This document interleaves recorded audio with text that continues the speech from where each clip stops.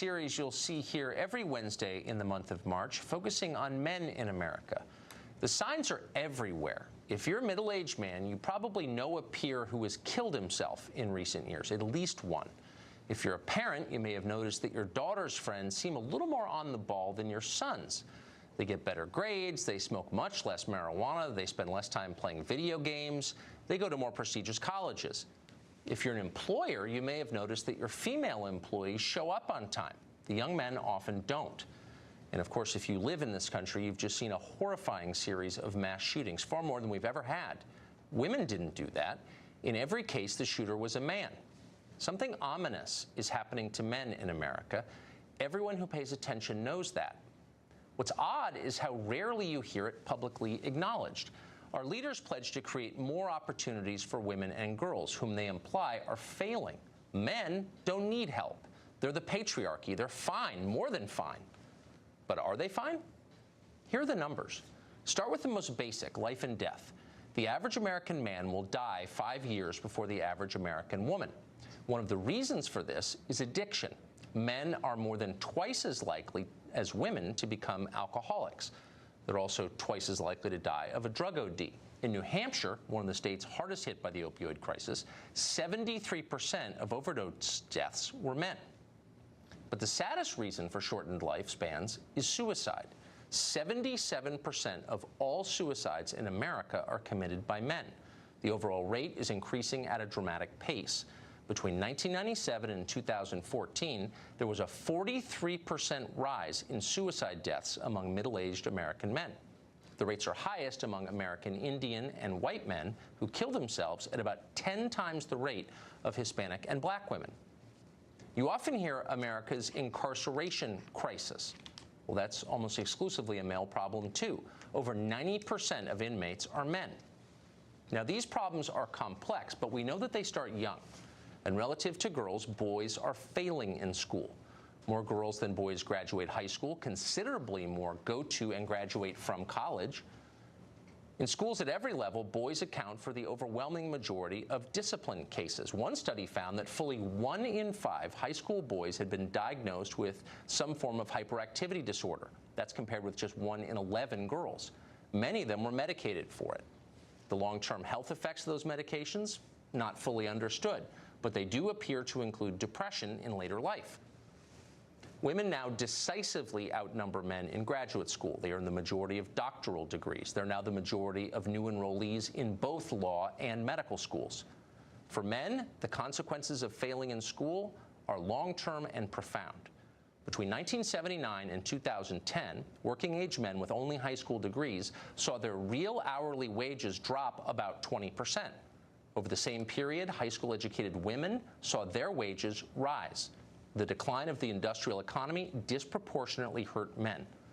There are now 7 million working-age men in America who don't work. They've dropped out of the labor force.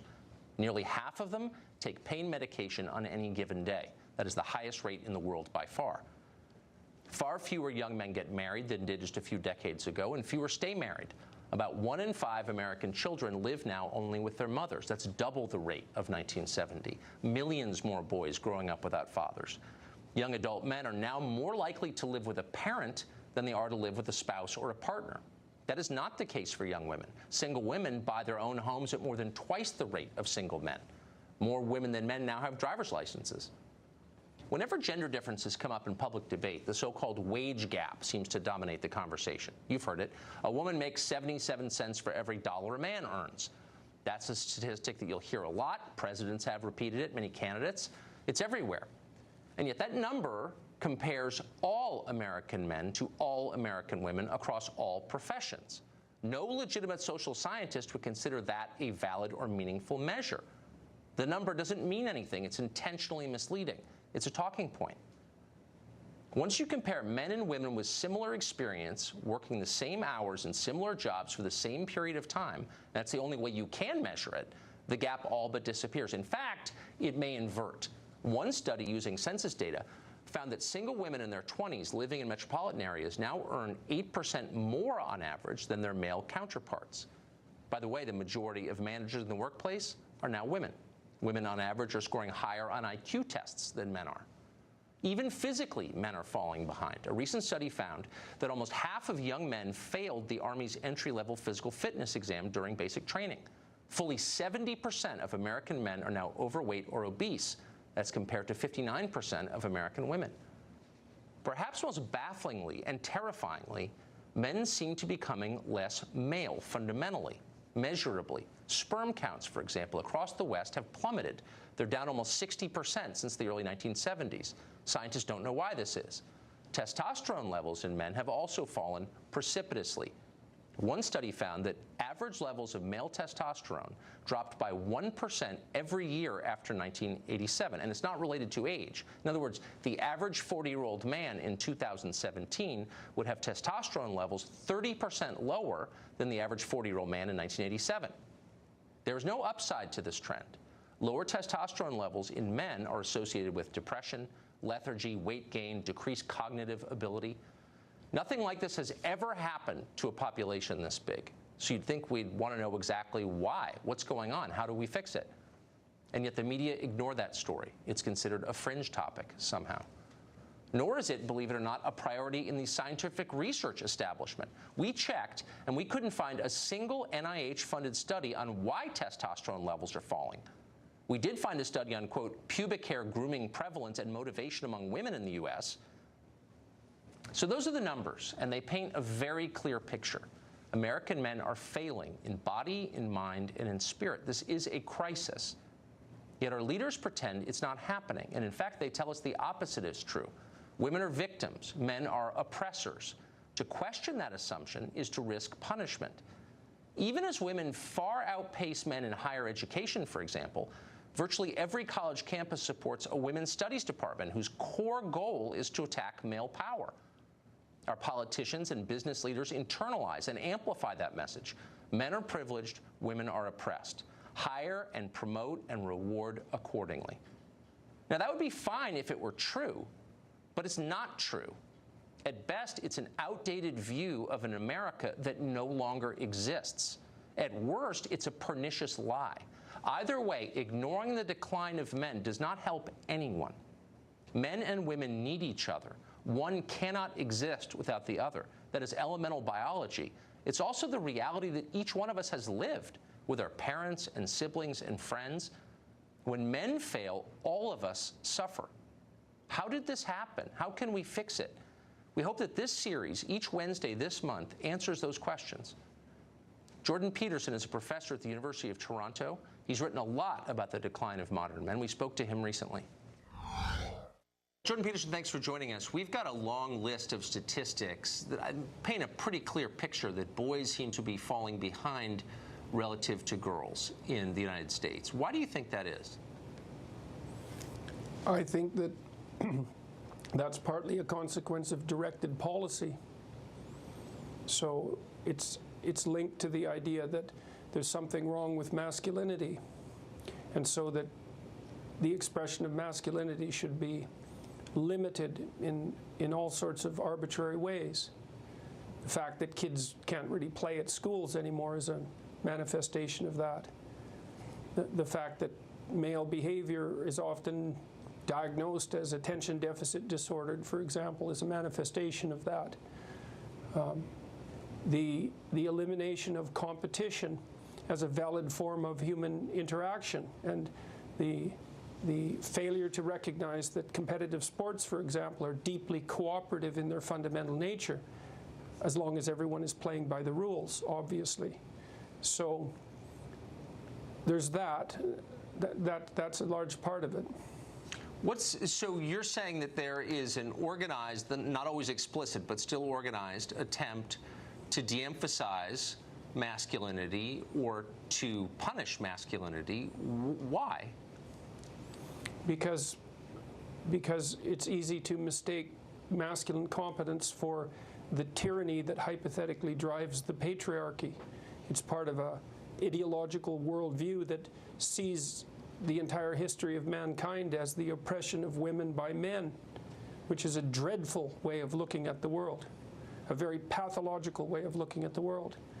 It's not like men and women always get along any more than men and men get along, or women and women for that matter. But fundamentally, human history is a cooperative enterprise, and men and women have lifted themselves out of the mire over millennia in their cooperative endeavor. And to describe that as centuries of the oppression of women by men is an absolutely reprehensible ideological rewrite of history. And it's what's taught in the humanities and in much of the social sciences at universities, and increasingly in the public education system. It's taken as an unassailable fact. And you're saying that this has bad consequences for the development of boys? Well, how could you feel good about that?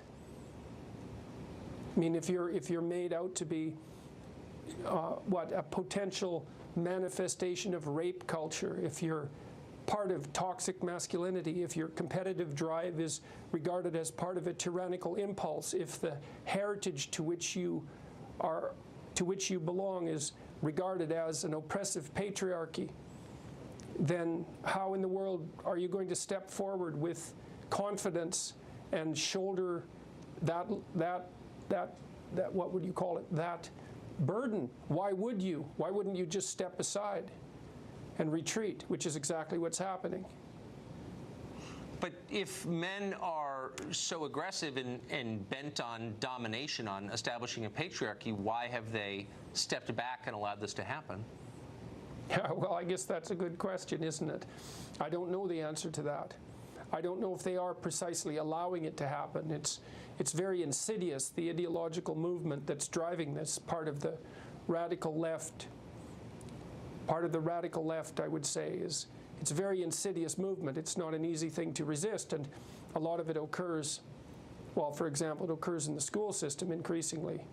And it isn't clear what, they're not men that are reacting to that, that's boys.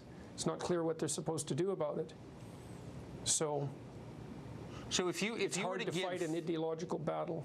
It is hard. And finally, if you were to give parents of boys one piece of advice for how, in their small way, they can fight against this trend for the sake of their own boys, what would it be? Well, I would say, first of all, encourage them. And I mean that most deeply, is that to encourage someone is to instill courage in them, to support their courage. And that doesn't mean protect them from what's dangerous. It means teach them how to be competent and teach them that they can rely on themselves to prevail, even in the darkest of circumstances. That's part of it. Yes. I would say as well, more specifically, and this is specific advice for parents, if you have your children in a school and they talk about equity, and there's a class and they talk about equity, diversity, inclusivity, white privilege, systemic racism, any of that, you take your children out of the class. They're not being educated, they're being indoctrinated. And there's absolutely no excuse for it. I agree with that completely. You might run out of schools pretty quickly, though, here in this country. That would be just fine. The sooner the better. Jordan Peterson, it's hard to express my gratitude to you for telling the truth as you do. Thank you very much for that. My pleasure.